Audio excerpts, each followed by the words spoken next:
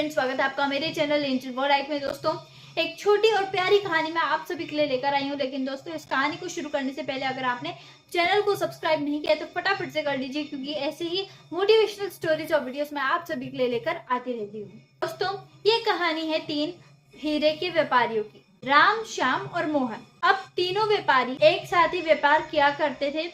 अब क्योंकि हीरो का व्यापार वो करते थे, तो इसीलिए वो राजा, महाराजा और जो रिच पीपल होते थे जो हीरो को खरीदते थे, उन्हीं के साथ व्यापार किया करते थे। और कई बार ऐसा भी होता था कि व्यापार करने के लिए उन्हें कई घने जंगलों से भी निकलना पड़ता था। तो एक ऐसे ही दिन एक बहुत ही घने जंगल से वे गुजर रहे थे कि तभी अचानक से कुछ लुटेरे आ जाते हैं और उनके सर पर बंदूक रख देते हैं और कहते कि ये हीरे हमें दे दो, वरना हम तुम्हें गोली मार देंगे। तो अब वे जो लुटेरे थे वे सारे हीरे लूट करके ले जाते हैं।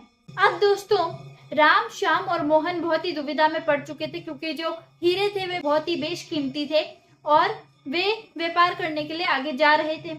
लेकिन क्योंकि वे हीरे लूट लिए गए थे और उनकी कीमत बहुत ज्यादा थी, इसीलिए उनके जो व्यापार था उसमें बहुत बड़ा नुकसान उन्हें हो सकता था और अब उनका व्यापार बंद भी हो सकता था। तो वे क्या करते हैं, वे जाकर राजा जी से बात करते हैं। तो राजा जी बोलते हैं कि हम आपकी मुश्किल को समझ सकते हैं।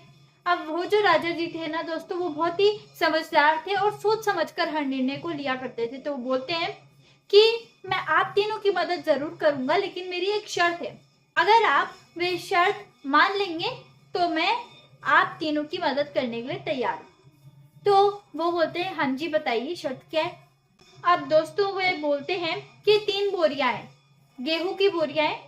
अब आपको क्या करना होगा, ये आपको 1 महीने का जो राशन है, गेहूं है, इसे साफ करना होगा और खुद ही पकाकर खाना होगा।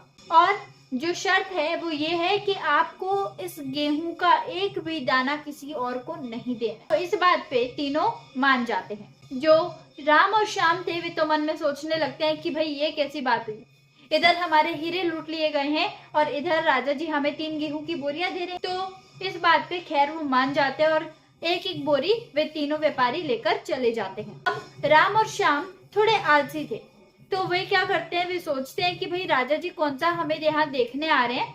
तो वे दोनों अपनी अपनी बोरियां जाकर बेच आते हैं और उससे कुछ अच्छा खाने का सामान ले आते हैं। मोहन था, वो बहुत ही मेहनती और ईमानदार व्यक्ति था, इसीलिए वे पूरी ईमानदारी के साथ उस शर्त को निभाता है।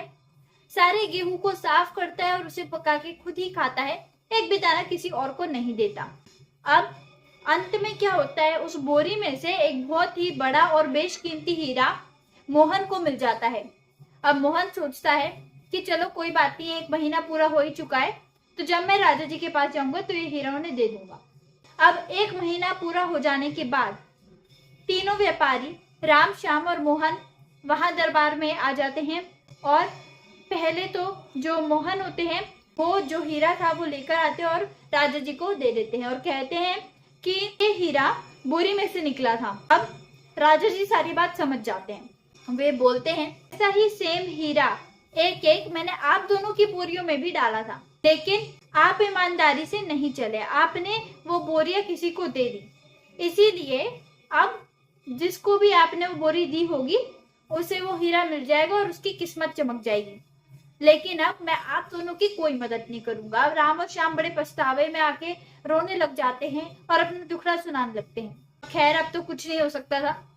दूसरी तरफ जो मोहन था, मोहन को राजा जी खुश होकर वो हीरा दे देते हैं और कहते हैं, ये तुम्हारी मेहनत का फल है मोहन, तुमने इतनी मेहनत करी और पूरी ईमानदारी और मेहनत के साथ इस शर्त को पूरा किया, इसलिए ये हीरा अब से तुम्हारा है। तो दोस्तों, इस तरीके से आपने इस कहानी में देखा कि जहाँ आलस्य की वजह से राम और श्याम ने अपनी शर्त पूरी नहीं करी, उनके हाथ से उनका व्यापार भी चला गया और वो हीरा भी चला गया। और दूसरी तरफ मोहन, जिसने ईमानदारी और मेहनत के साथ सारी शर्त पूरी करी है, उसे बदले में उसकी मेहनत का फल भी मिला, उसे हीरा मिला। तो दोस्तों, इस कहानी से हमें सीखने को मिलता है कि कभी भी आपको कोई काम दिया जाता है तो उसे पूरी मेहनत और ईमानदारी के साथ करना चाहिए। और दोस्तों, जो आलस्य होता है, आलस कभी नहीं दिखाना चाहिए, क्योंकि दोस्तों आलस्य की वजह से व्यक्ति सब कुछ गवा देता है।